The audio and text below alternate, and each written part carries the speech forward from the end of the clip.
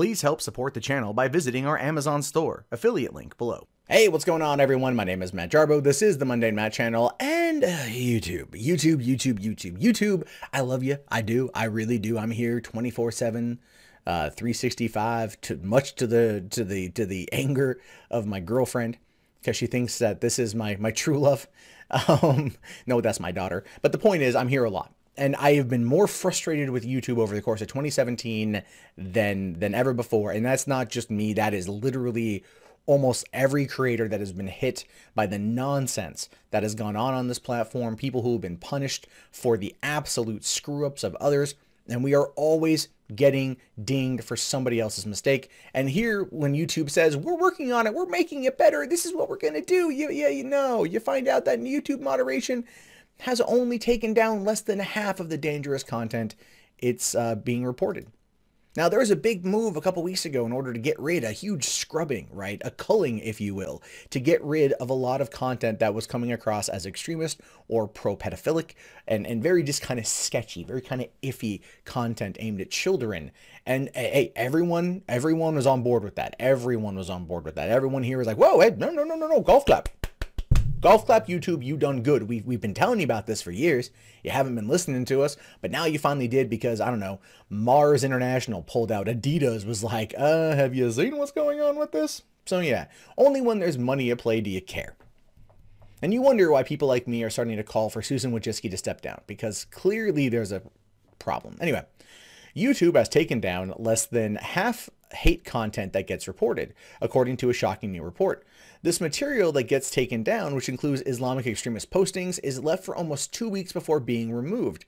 Okay, to that, I do want to point out 400 hours of content uploaded every single minute. This video at this point is about 2-3 minutes long. That's like 1,200 hours of content. That's a lot of content. Their algorithm only does so much, and oftentimes it's far overreaching. But sometimes it takes time for them to get this. You know, it has to troll through a lot. And the smarter people get about how to get around the algorithm and how to get around those bots, the longer this content remains. That is just something to consider. Now, one of the videos YouTube refused to remove, including a video of a man filmed slapping a Muslim teenager with bacon and calling him ISIS scum. Yeah, that's messed up. And that is definitely something that would fall under bigotry and hate-filled nonsense. But the question is, though, what's the context of the video being put up? Was the context of the video being put up for archival purposes, for news, for education? That comes into play. Was it being put up simply in order to get those clicks, get those views, get them ad dollars? Was that? I mean, we don't know. I don't know personally. The report is just is the latest of many to expose inappropriate content being posted and promoted on the Google-owned site. In the 3-month-long experiment that was run by London-based Henry Jackson Society think tank and involved researchers reporting alarming material weekly, only 47 out of the 107 Islamist extremist postings that were reported were removed. For the ones that took on average 11.5 days for them to be taken down. Again, lots going on there. It takes, when one of my videos gets tagged as like not being advertiser friendly, which is basically every single one of them, it will take like 2 days sometimes to have them manually review it. 2 days. It takes time. People want this done instantaneously, in which case the only way to do that is, quite frankly, to file a DMCA against it. That would literally be it. That is when it's an instant takedown because, you know, they respond that way. Otherwise, when you're looking at a manual review, it just takes forever. Out of the 94 far-right movies that promoted racial violence, just 33 were removed. Again, I believe context comes into play on those things. I'd have to look at these videos myself in order to see whether or not they were right to be reported or they're right to remain. And even then, I'm not an expert of any of this stuff, but you can look at some of these things and you could pretty much guess and see how they're being portrayed. There are ways to look into this kind of stuff, and I think that anyone who does this as a full-time job or just as a very active hobby can kind of see the difference from time to time. So on average, it took 13.5 days for them to be taken down, and 121 extremist videos were fully viewable, despite being reported by researchers. Again, same concept, what I just said before applies here. Says these ideologies can be freely disseminated and amplified online. There is room for improvement by technology firms to provide spaces to expose and debate their inconsistencies, says Dr. Alan Mendoza, executive director of the Henry Jackson Society. Yeah, they can be freely disseminated and amplified online. We already know this sort of thing does happen, but at the same time, YouTube is only one entity, and I kind of feel the need to like defend YouTube a little bit here, because I do think that they've been trying. Again, looking at everything that's happened this year, like 90% of it is not YouTube's fault.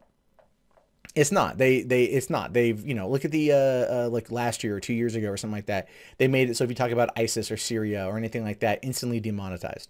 So they were trying to force people to not make as much content about that in order to not earn money off of it. That was one of their deterrent tactics. Didn't really work out very well.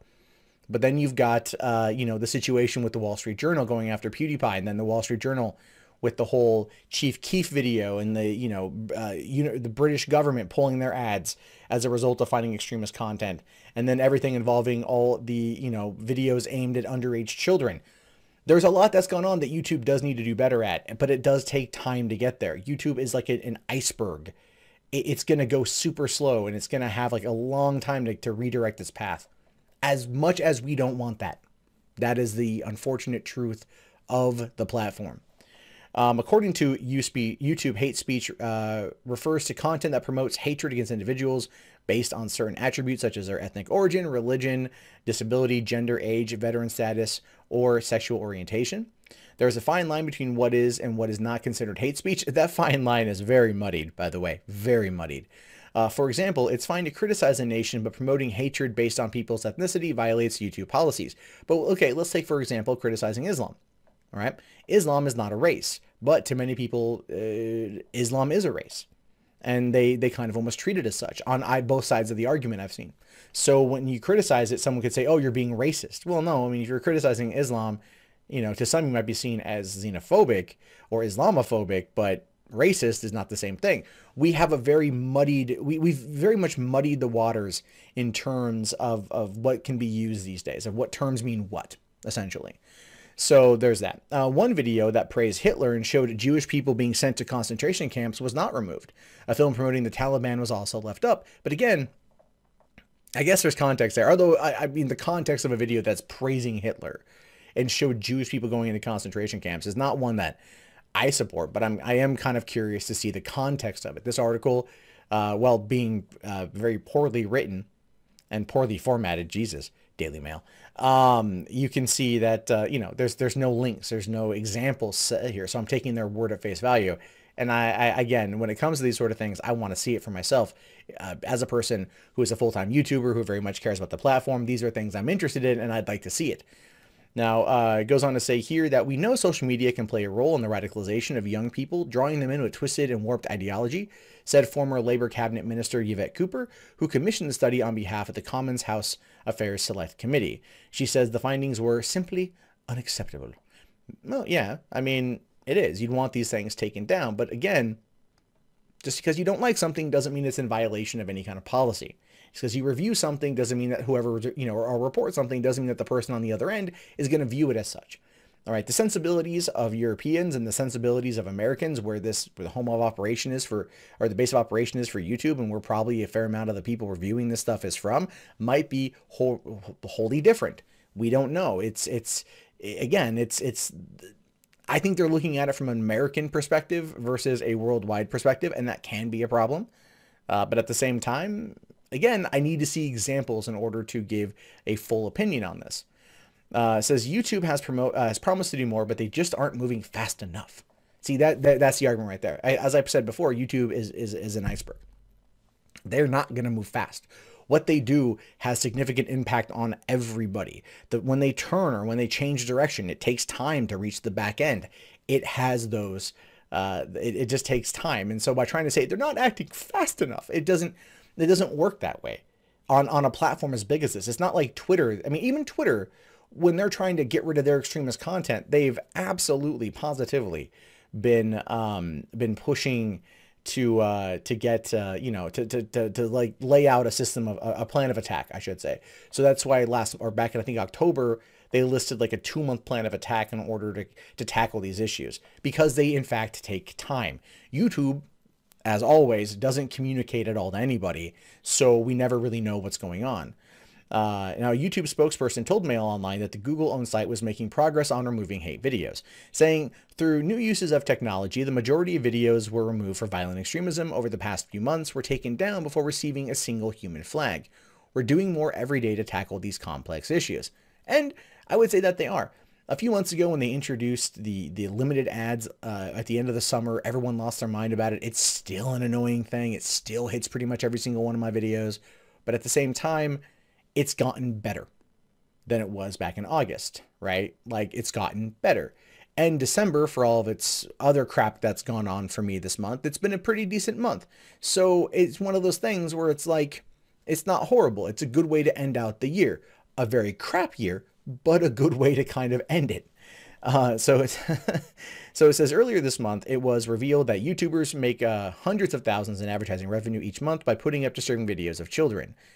And that is open for debate depending on which channel you're talking about. They're talking about Toy Freaks here. You will find people that very much look at this as being disturbing, very, very exploitative, very wrong. And then there are others that look at it and they go, this is nothing wrong at all. So it's one of those things where it's going to have a very large difference of opinion. It says here, so Toy Freak was founded by a landscaper, Greg Chisholm of Granite City, Illinois, had 8.53 million subscribers. And this is one of the photos of him with his daughter and him with his other daughters. And they're playing in a ball pit that looks like it has water in it in the middle of their apartment or their house or something. And this guy pulls in a lot of money, does some weird stuff, right? I haven't watched the videos they're taking down. Again, some people out there look at this as being fine. Others look at it being exploitative. But the thing is, though, this guy, it says here, was one of the 100 most viewed YouTube channels and was probably making anywhere between $69,000 to $1.1 million per month, according to estimates by Social Blade, which are never accurate. It's usually somewhere in the middle range. Of this, YouTube would have been taking a 45% cut. Yeah, YouTube takes this cut, which is one of the reasons why, because, they're making their money, they're not caring. It wasn't until people started pulling out that they started to care. It's a problem YouTube has. So, though it was unclear what exact policy the channel violated, the video showed the girls in unusual situations that often involved gross out food play and simulated vomiting. And now, see, for me, that's a no-no. I don't want to I don't like any of that. That to me felt exploitative. It's not like you're making fun videos with their kids. It's like you're putting them in situations where they're going to vomit, they're going to throw up, they're going to be in pain. And that's not, I don't like that personally. I don't know if it violates policy, but I know I wouldn't watch it. In previous months, YouTube has removed advertising on more than 2 million videos and 50,000 channels. Creators claim to be frustrated that YouTube is now withdrawing exploitative content it had previously facilitated and often profited from, as is usually the problem when they act, right? It's all like, YouTube, act. They act. You didn't act fast enough. It's a lot of noise. It's a lot of noise from a lot of screaming individuals. And oftentimes people out there, I think, have the best intent in mind, but it's just the way they go about it is ridiculous sometimes. So it says here that what YouTube is basically doing is ignoring it until they can't, coming from Social Blade operations manager Danny Fratella, which is true. They're ignoring it until the money gets called into question. And then there's that. And when it comes to these not so much the Toy Freak channel, but other channels that were like super kind of sexualizing children, YouTubers are calling that out for a long time. I mean, if it wasn't for YouTubers calling out Daddy05, like Philip DeFranco, people like Nick Monroe doing the digs, and everything else, people who talked about it pretty often, not like 12 to 15 videos a day, obviously, but, still talked about it. They were the ones that very much helped that situation get resolved and kind of brought us down this pathway. So the abuse that Daddy05 was loving against their children in order to get clicks and to get views and to get money has now had that widespread impact on these other similar channels. Very similar to how news channels that talk about current events and deal with kind of maybe tragedies, so on and so forth, like what I do, we get hit because of someone else's absolute mess up. So it's a frustration. It's frustrating to comment on it from an unbiased perspective because I'm not unbiased. I try to be objective. I mean, I can't be. This is my career, my livelihood. When there is a mistake that happens or there's something that goes wrong, I, have no control. It gets frustrating. So I think it goes on to say here that I think once it got enough media traction, they kind of had to do something. With Daddy 5, it was media traction from people. But even then, Daddy 5 pulled their own videos down and they went media silent. They hired a PR coach and then they went to court. When it came to the Toy Freak channel, it was months and months and months of calling this out, actually years in some cases. And it wasn't until advertisers started pulling out. Let's keep that in mind. YouTubers have been, or YouTube has been favoring advertisers over creators recently, and the advertisers got nervous that the catalyst that drives the platform to take videos down. In November, volunteer moderators revealed that there could be as many as 100,000 predatory accounts leaving inappropriate comments on YouTube. Now, that is mostly where the problem lies. It's very much like a very sick system. So you have a YouTuber creates content involving children. That video, maybe a little bit extreme, like, the whole food play or vomiting or whatever, brings in a lot of views. In the case of Toy Freak, their most popular video had 622 million views. If I had a video that had 622 million views, my house would be freaking paid for. The point is like, so what you get addicted to it. Here's all these comments. Here's all these subscribers. Here's all these views. Here's all this money. And you might overlook some of the nastier comments because, well, you're greater good. And that is kind of a problem with it. It's like you, and I'm just colloquial here, is you get into it, you don't pay attention. And during the election last year, just to be, upfront, is I criticized Hillary Clinton and I was accused of facilitating the alt-right because people were anti-Clinton in my comments and I wasn't doing anything to stop them. But it's like, I have no control over what they type. And again, what we've been seeing lately is YouTube trying to crack down on those comments, because when you get those views and you get those clicks and you start seeing that kind of ad money coming in, it shows you that this works. And if you keep going down that path of trying to make it bigger, bolder, better, crazier, more dangerous, more clickbaity, you put more people in danger. It's because you get addicted to it. And I'm not saying that it's right. I'm not defending it. It's a natural part of entertainment. Once people see something that's extreme, they want to see the next thing. And it is a very sick system that impacts all of us. It's just very true. According to the BBC, some include phone numbers of adults or requests for videos to satisfy sexual fetishes. That is very true, and that's so wrong. The children in the videos appear to be younger than 13, the minimum wage for registering an account on YouTube. There are loads of things YouTube could be doing to reduce this sort of activity. Fixing the reporting system to start with, an anonymous flagger said. It's not so much fixing the reporting system. I guess maybe would be like prioritizing these videos over other. But if you look at like which one would you choose as being a higher priority? Exploiting children, Islamic terrorism, or extremism? I mean, obviously the children would be way up there, but it's like, where on that list? And I'm asking you, I don't know. I would put it up there at the top. But at the same time, someone could think differently than me, depending, I guess you could say, on the level of extortion of the children, or the exploitation of the children, I should say. So again, one of those things where you're trying to figure it out, and it's kind of difficult. They estimated that there was between 50,000 and 100,000 active predatory accounts still on the platform. The investigation came just 2 days after YouTube announced a crackdown on sexualized or violent content aimed at family-friendly sessions on YouTube. So a little bit too, a little bit too late in that regard, I guess you could say. And that is unfortunate of where we currently find ourselves on the platform. There's lots of problems here. There's ways they can fix it. I think that they are actively trying to fix it. But ultimately, the way that it breaks down is that there's a lot that's going on. It's not just videos of sexualizing children or exploiting children. It's videos of Islamic extremism or just extremism in general. You have hate-filled videos. All of these things that are all kind of happening at one time, creating this weird kind of perfect storm of BS that YouTube has to deal with. And as a result, the rest of us are getting a whole bunch of crap flung on us and feeling the hurt because of someone else's mistakes. And at the same time, YouTube is trying to fix it. But as that one person said, it's just not quick enough. As a person who relies on this as my full-time job, my career, and I love what I do, I understand where YouTube finds themselves in it, but I'm also like, you should just start greenlighting channels that aren't doing anything wrong.